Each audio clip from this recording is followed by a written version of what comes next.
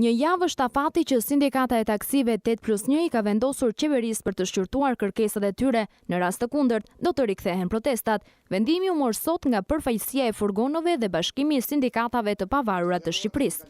Mendoj se përgjigjen nga gjinashta kemi marrë. Nuk kemi marrë përgjigjen nga kryeministri shqiptar dhe përgjigjen përfundimtare nga kryetari i parlamentit. Duhet t'i lejmë një hap për një javë, ju e keni autorizuar drejtuesit e juaj për shpall ditën e protestës. Presidenti i Bashkimit të Sindikatave të Pavarura, Gëzim Kalaja, ritheksoi vendosjen e një dialogu social me qeverinë për zgjidhjen e ngërçit të taksive 8+1, ndërsa kërkoi dhe transparencë në lidhje me marrëveshjen e FMN-s. Ne po i kërkojmë tërheqjen e bisedimeve. Pas kërkesave dhe kundërshtimit që kemi bërë, akmarrëveshjes me Fondin Monetar Ndërkombëtar, e cila është një akmarrëveshje që bie në kundërshtim kryekput me interesat e familjeve shqiptare, e cila do të varfërojë në ekstremitet dhe do të çojë Shqipërinë në recesion, sepse kanë parashikuar.